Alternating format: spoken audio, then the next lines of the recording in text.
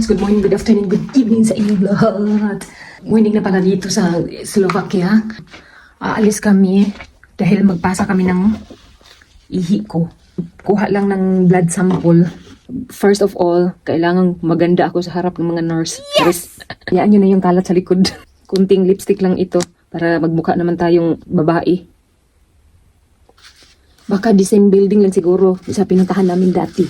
Yung isang eyeglass ang gagamitin ko. Ito. Medyo mabigat kasi ito. Wala pa naman akong nose bridge. Ay na lang. Mas maganda pa to. Kasi magaan lang ba. Ganyan ang ayos ng buhok ko. Tapos ang ending pala walang ligo. Gisingin ko na pala si Philip at saka si Alex. Isama daw namin to. Philip ko. Kuya. What eat me? Autumn.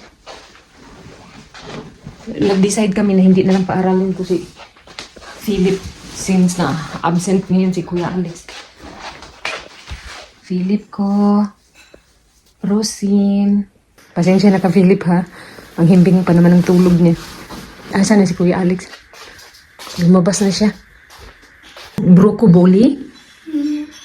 Kalibanga siya. Naawa naman ako kay Kuya Alex. May diarrhea siya ba? Nag-change lang namin. Iwan na lang namin sila dito kasi pabalik-balik na si Kuya Alex sa toilet. Tinawagan ni Mr. Subsidian na. Iwan ko na lang dito para may makain sila. Yeah. Bigyan ko siya ng medicine sa kanyang heart. He's making Wuhan. How can you? Okay. Pre-patch. Yeah, urine sample you can put in here. Ano? I got it, Daddy. Okay. But there's some toilet paper. Koto ko. Lagyan ko na lang pala ito ng cucumber. Kawawa naman, ham lang lahat. Si Alex pala, akala ko tapos na siyang bawas. Nandun pa rin siya. Grabe, sinitiran ko siya kung masakit ba ang tiyan niya. Hindi naman daw. Alam mo, masakit yung tiyan niya ba? Ayaw lang niyang magsabi. Umandar na naman. Last week, sumakit yung tiyan niya. One day lang yun. Then, kinabukasan, okay na siya. Ayun, nakapag-aral siya. Ngayon, umandar na naman. Kay Vladimir, sobrang worried niya. Niremind pa niya ako sa aking ihi sample. Nako, nauna pa to sa first. Baka maiwan niya yung aking pagkain. Nag-fasting. Walang tubig. Wala lahat. Kaya, naka-feel na ako ng gutom.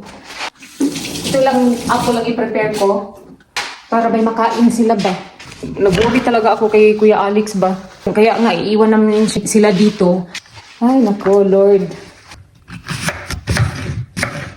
Grabe yung sikmura ko. Gutom na talaga ako.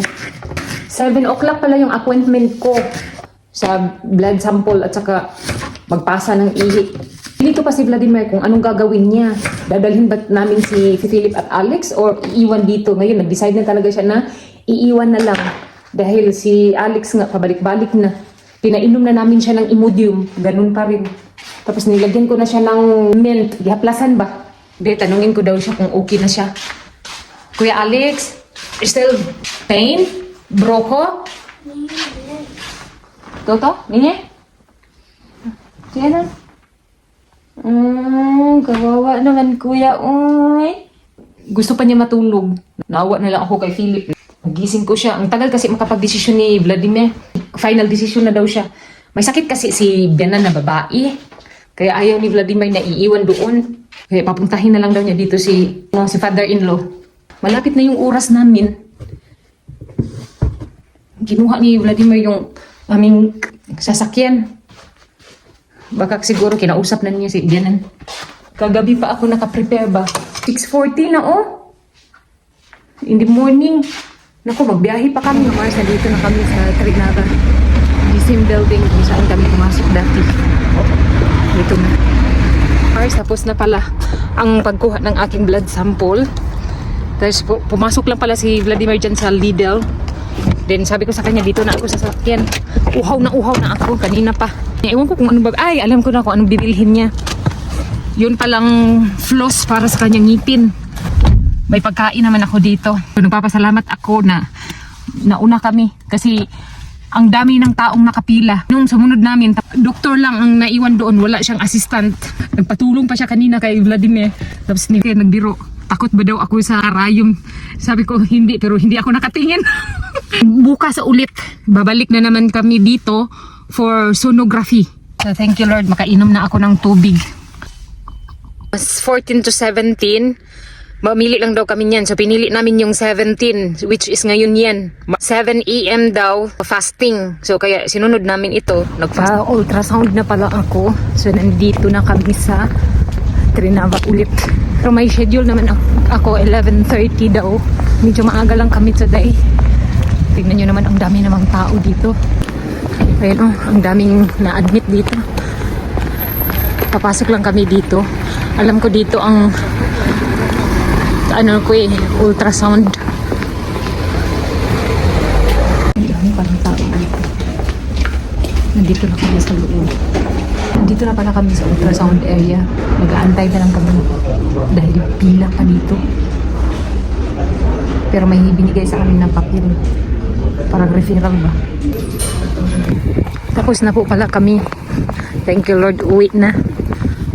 Mamaya ko na sasabihin sa inyo kung ano yung result ng aking ultrasound. Thank you Lord! Mamaya na ako magkwento sa inyo. Malakas lang itong music na ito eh. Yung katabi ko pala takot na eh. Sabi niya sa akin, ano ko daw na hindi siya makasali. Hindi naman talaga, di ba? Upuan nga lang yung nakikita ninyo at yung mukha ko. Over naman to siya. Anyway, babalik pala kami dito ulit bukas. Dahil magtanong kami sa doktor ba, ano ba talaga to? Nararamdaman ko baka itong gallbladder ko naghahanap ng bago. Mga Mars, nandito na pala kami sa bahay. Si Vladimir, kinuha lang niya si Philip doon kinabyanan. Kain lang muna ako. May niluto na pala ako kaninang pasta. Ano yan? Tricolor. And then kakain lang ako ng aking sabaw at hiwagang gulay. Pinalitan ko na lang din ang aking eyeglass dahil para na akong maduling. Nag-fasting lang ako ng 5 hours. Nagutom na naman ako. Kailangan ko lang munang kumain para may energy akong magsalita ba. Ito maganda, masarap to kasi may sabaw. Nandito na pala si Philip. Wala na, inim ising ka. Kumakanta kay apatsa-patsa. Inim ising ka. Mia finger? No? Ipapakita ko na sa inyo. Dito tayo sa loob ng kwarto kasi maingay doon. Thanks God, nawala na yung aking gallstones. Pero, nakita dito sa aking ultrasound, chronic cholestasis pala yung aking nararamdaman. Then, of course, na-research ko kasi na-curious ko ba kung ano yun. Talaga ito mabasa dahil Slovak. Insert ko na lang ang translation ng English nito. Ultrasound lang ito. Ipasa namin ito bukas sa doktor. So, next vlog ko na sabihin sa inyo kung needed ba talaga ang surgery. As of now, wala pa akong idea. Pero napakasalamat lang ako. Wala na yung gallstone ba. Kaya pala, na sumasakit kapag umiinom ako ng kape at kumain ng mga fatty food dahil ang chronic cholestasis mag-trigger pala ito kapag makakain ng mga bawal. Bawal din ako ng mga soft drinks. Umaatake din. At nakalimutan ko palang sabihin sa inyo, ay based sa sinabi namin doon sa nag-ultrasound, may gallstone kaya dito sa side, din dito sa side. Tinignan talaga niya maigi. Dito, chinik niya maigi dito. Wala talaga siyang makita hanggang dito sa puson. Hinahanap talaga niyang gallstones. Pero wala talaga siyang makita. Nagkunot noon na siya dahil tinanong niya si Vladimir kung may mga previous ba kaming result. Most especially noong admit ako. May nakasaad naman talaga doon na na-move away yung aking gallstones. Pero ngayon lang, hindi siya makapaniwala kung bakit walang gallstones na makita sa ultrasound. Ang sinabi lang niya sa akin, may namaga lang talaga daw. Sinabi ko din sa kanya, nakitaan niya din ako ng gallbladder infection. Sa palagay ko, yung gallstone natanggal doon sa herbal na ininom ko ba. Nung method na sinabi ni Vladimir sa akin, ilang months akong uminom ng lemon water. Then plus pa, nung last kong ininom na 100% na apple juice, lemon, at saka yung olive oil, baka doon ba natanggal ang gallstones, but thank you Lord. So malalaman na natin kung ano yung advice ng doktor Kasi bukas man kami babalik for the final result na ba. Then as of now, nag-antay ako kay Kuya Alex dahil tulog pa si Philip. Then mamaya, kailangan ko na silang gupitan dahil yung buhok nila mga mahahaba na. Then medyo mainit na dito. Sariling sipag at tiyaga na lang ito. Bahala na pahak-pahak. As long as walang bayad ba. Pinahirapan pa ako ni Philip. Nakasuot pa naman ako ng aking outfit for today. Siya na ang naghubad sa kanyang damit. Sabi ko sa kanya, bilisan mo. Kasi si kuya ang susunod. Pinahirapan pa talaga niya ako. Bago siya pumayag, nagupitan ko siya. Kinausap na lang ng masinsinan ba. But now, Philip ko, prosim. Ay, thank you Lord. Sa wakas, pumayag rin. Churubis. Ang haba ng buhok niya, oh. Yan, may kiliti pala ng batang ko eh. Nakikiliti lang siya sa razor ba? Banda ang panay mabasa sa pawis. Huwag mo pahirapan si Mami Philip. Pinapahirapan mo pa si Mami, ha? Is that my hair? Hindi ka yung hair. Mommy, you can take a dagdag in cup? No, hindi si Tita Dakdak. Yun kasi ang sinabi ko sa kanya, bisitahin namin si Tita Dakdak niya, kaya pumayag siya. Then mag-watch siya ng TV mamaya. Ay, nakuha na lang. See, handsome na. Oh, do this.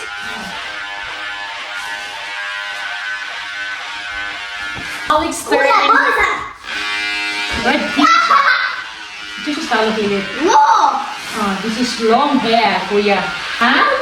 At three parts. So, uy. Kuya, bolsa! She's talking to her mommy! Boni. Mommy. Ay, three parts. Stop! Madam. Wow. Ah! Hey, Kuya! Get up your cousin! Let me try. Doon, kuya. Quelle est ta passe là, c'est bon.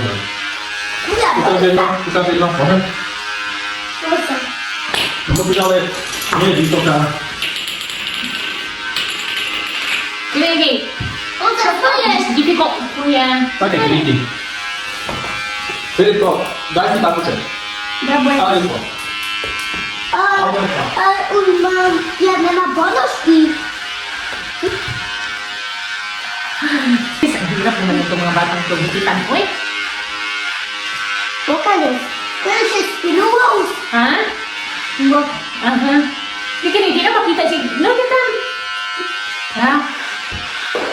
Hirap na nga ako magupit. Ay, lang.